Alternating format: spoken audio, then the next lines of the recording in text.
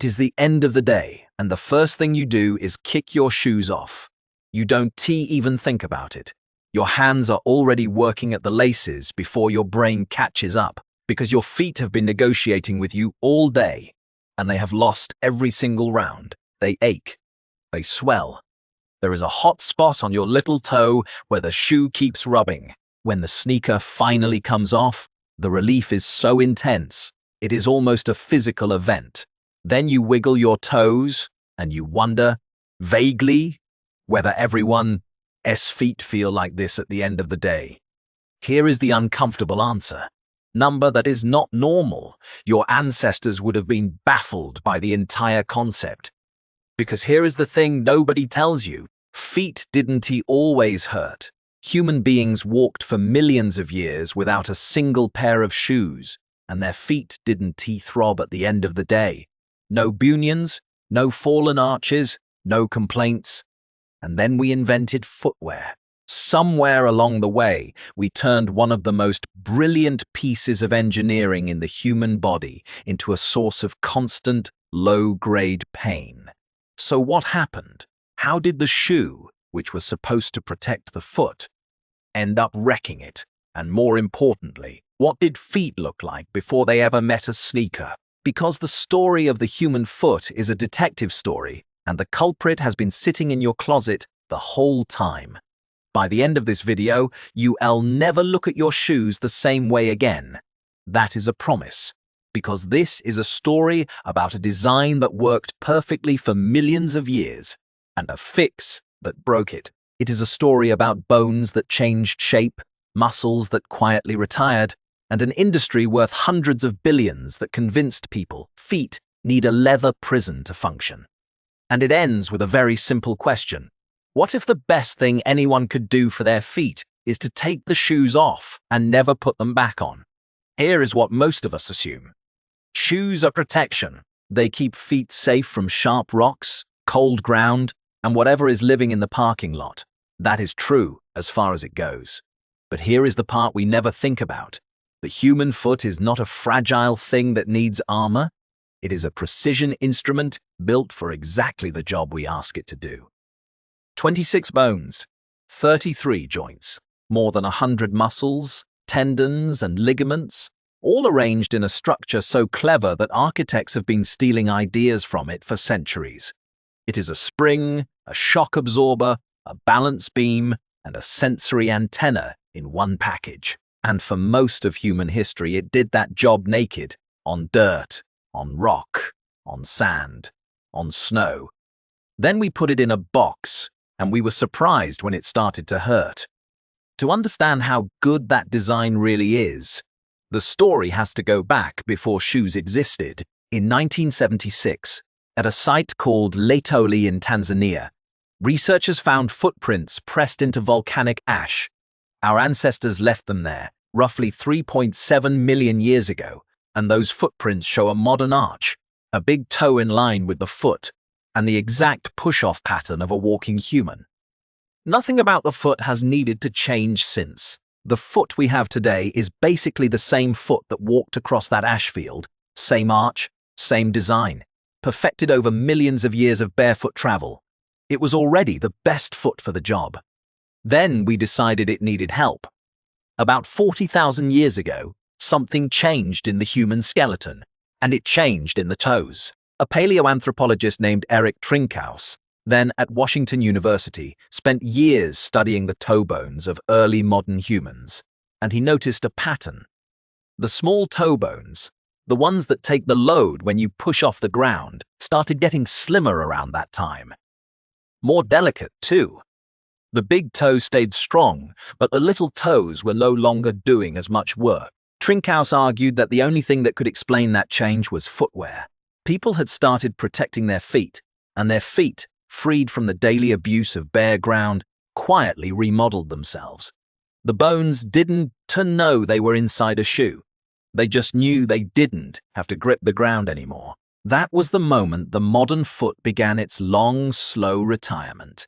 The oldest actual shoes ever found are much younger, but they still older than almost anything you own. In 1938, An archaeologist named Luther Cressman was digging in Fort Rock Cave in the high desert of Oregon, and he found a cache of sandals woven from sagebrush-bark. Tests dated them to about 10,000 years ago, the oldest shoes in the Americas.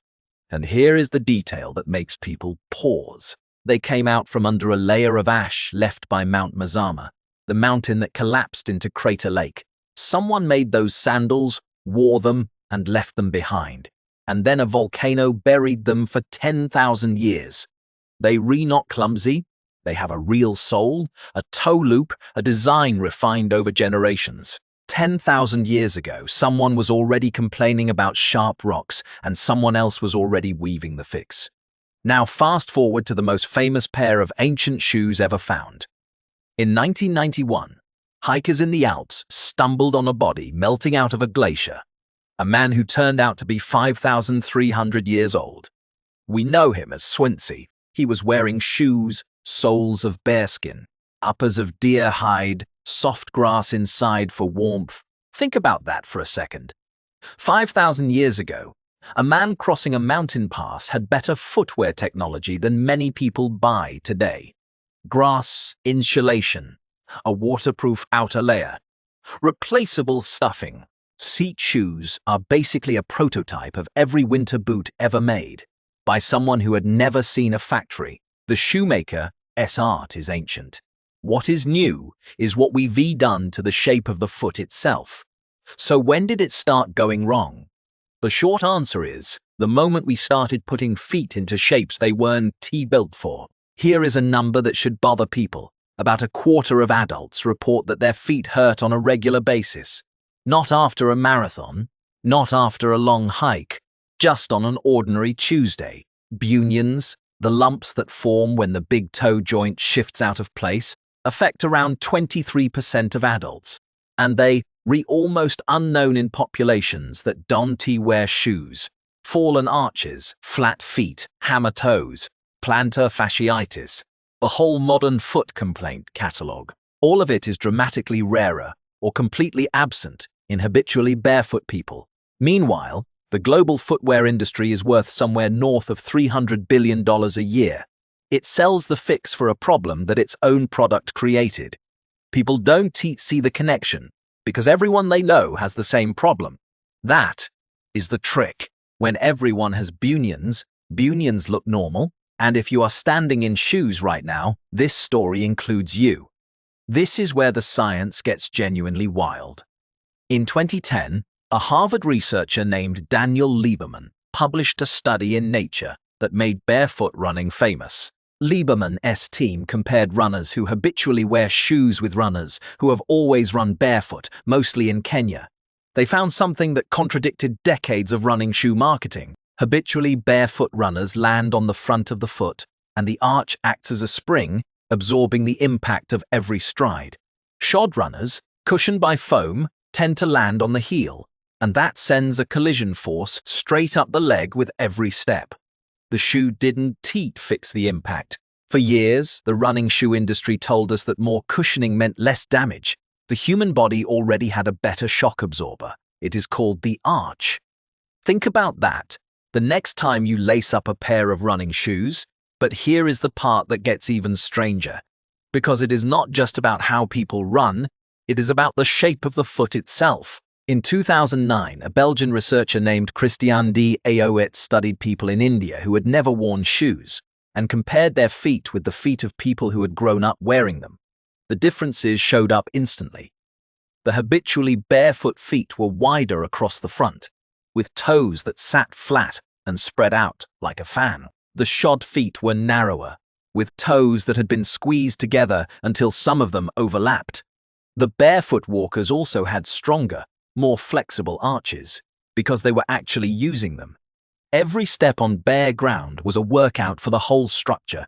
The shod walkers had arches that had gone soft from disuse, like a muscle that never gets lifted. A foot is not just a bag of bones. It is a living structure that responds to how people use it. And we've been training it, generation after generation, to do less. Then there is the study that should make every parent think twice. In 1992, two researchers in India Uday Bhaskara Rao and Benjamin Joseph surveyed more than 2,000 children and found that the ones who wore shoes regularly were significantly more likely to have flat feet than the ones who went barefoot. Among children who started wearing shoes before the age of 6, the rate of flat feet was more than 3 times higher. The researchers concluded that wearing shoes in early childhood interferes with the arch's development. The foot never has to work for it. The arch is a structure people earn through pressure, through texture, through gripping the ground with their toes. Put a child in stiff shoes, and the foot gets the message. Don't bother. And a foot, being a remarkably obedient piece of machinery, listens. If you grew up in shoes, your arch was probably handed to you on a foam platter. There is also a sensory side to this that most people never think about. The soles of the feet are packed with nerve endings, thousands of them, tuned to pressure, texture, and temperature. Barefoot people use them constantly. They read the ground with every step, the way a blind person reads a wall with their fingertips. Babies do this too. Watch any toddler. Their toes grip the floor like fingers, gathering information, building the balance systems that will carry them for the rest of their lives. Shoes don't. T just changed the shape of the foot. The ground is talking and the shoe has told the foot to stop listening. You've been reading the ground with your feet your whole life, whether you knew it or not. And yes, the lint between your toes after a long day in socks is the foot expressing its opinions. And then there is the muscle that proves the point better than any study. In the lower leg there is a thin strap called the plantaris, which most of us could lose entirely and never notice. It is so useless that surgeons sometimes harvest it to patch other tendons. A muscle so pointless that its main contribution to the world is being spare parts. That is the plantaris. And the question hanging over modern anatomy is this: how many other pieces of the foot and leg are heading down that same road quietly retiring because the shoe does their job for them? So let's stop and ask the obvious question. If shoes are so bad for feet, why did we ever start wearing them? The answer is a trade, and it is an honest one. Shoes buy warmth, protection, and safe passage through places that would chew up a bare foot. Ice, hot sand, broken glass. City streets which are basically broken glass with extra steps. The first humans who wrapped their feet in hide and grass weren't making a fashion statement. They were surviving. In a cold climate, bare feet are a liability, and the people who figured out how to keep their feet warm outlived the people who didn't. So the shoe is not the villain. The villain is the shape. For most of history, footwear was soft and roomy, a bag around the foot that protected it without crushing it. The moccasin, the sandal, the boot, none of them squeezed the toes into a point. It is only in the last few hundred years that shoes got narrow, stiff, and pointed, shaped more like a display case than a foot. That is when the problems really took off. Who was the first person to look at a sandal and think, this needs a foam heel? Look at what happens to a foot in a modern sneaker, and it starts to look like a horror story. The toe box is tapered like a bullet. It should be wide enough for 5 toes to lie flat. The big toe gets pushed toward the midline. The little toes fold under, and the arch, the exact structure that should carry weight, gets propped up by foam and told to relax. The muscles in the foot, the ones that are supposed to fire with every step, get lazier by the year. Look at the shoe on your own foot right now. Be honest, and this is not a new impulse. For about 1,000 years, women in China bound their feet, bending the toes under the sole until the whole foot was crushed into a tiny lotus shape. To fit a fashion, we look at that and call it barbaric. Then we buy shoes with the same pointed silhouette and call it style. What is the difference? Really, foot binding was honest about what it was doing. Then there is the heel, which is the most honest confession the shoe industry ever made. High heels shift the body's weight forward onto the ball of the foot, a part never designed to carry a person full load, and they do it on purpose. For the silhouette, in 2010, a team at the University of Jena, led by a researcher named Robert Sasapo, scanned the lower legs of women who wore heels every day. Their calf muscles had physically shortened, adapted to the heel the way a plant adapts to a trellis. Take the heels away, and the foot feels wrong. The shoe literally trains the body to need the shoe. That is not protection. That is a redesign. And if you want to know exactly when modern shoes stopped being tools and started being religion, the answer is a kitchen appliance. In the early 70s, a track coach at the University of Oregon, named Bill Bowerman, poured liquefied rubber into his wife's swaffle iron, and the modern running shoe was born. The waffle sole worked. The marketing worked even better. Within a decade, everyone believed running required a specialized, expensive, scientifically engineered shoe, and the science was mostly a story people told themselves at the cash register. 50 years later, the industry is still selling that story. The body is still waiting for someone to read the manual. Here is where the story turns, because it doesn't end with doom. It ends with a rescue mission. In the Copper Canyons of Mexico, there is a group called the Tarahumara, famous for one thing above all. They run. They run distances that would destroy a trained marathoner.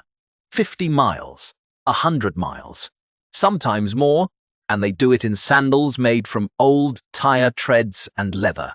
Back in 2009, a journalist named Christopher McDougall wrote a book about them called Born to Run, and it ignited a movement of people who decided that their cushioned, arch-supporting, motion-controlling sneakers were actually the problem. Suddenly, running shoe companies were racing to make shoes that looked like feet again.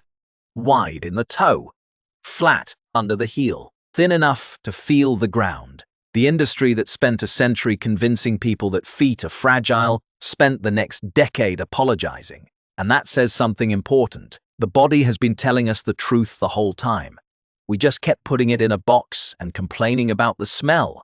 If you've ever bought a pair of running shoes, this story includes you. There is also a quieter revolution happening in medicine, and it is a little embarrassing. Podiatrists now routinely tell patients with certain kinds of foot pain to walk barefoot more, to strengthen the small muscles of the foot, to do the foot equivalent of lifting weights. The treatment for a lot of modern foot problems is a better shoe. It is less shoe. The arch, it turns out, is not a passive thing that needs a plastic brace under it.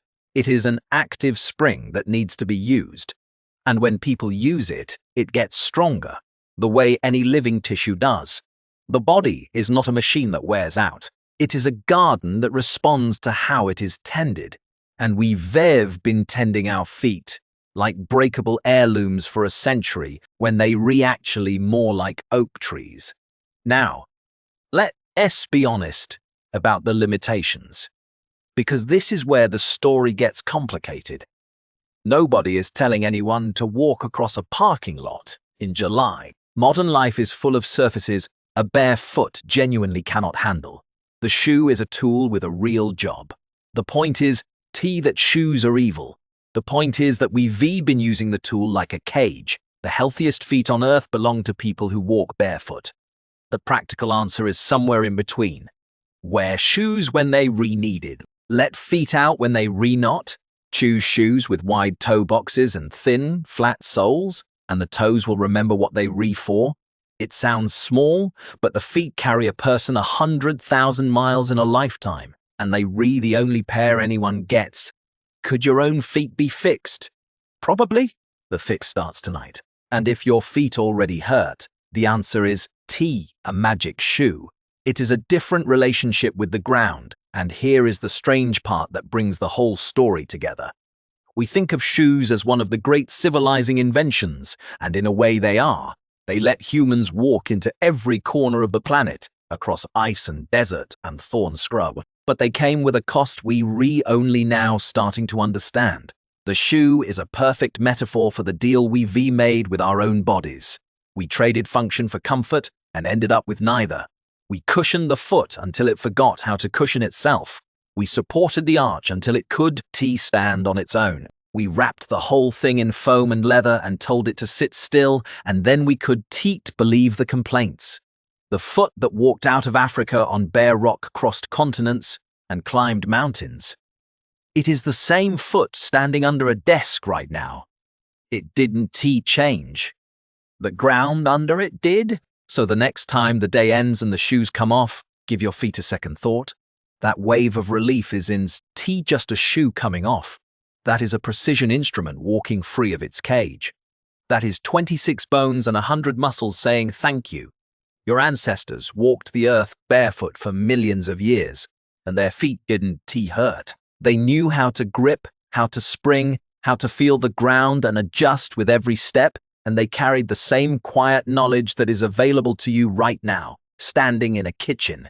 Your feet can do this. They were built for it. So maybe give them tonight. Walk around the house on bare feet. Wiggle the toes until they remember how. Let the arch take a breath. Nobody has to run 100 miles in tire sandals to honor the design. Just let it out of the box once in a while. Your feet have been carrying you your whole life, and they have never once complained out loud. The least you can do is listen when they do.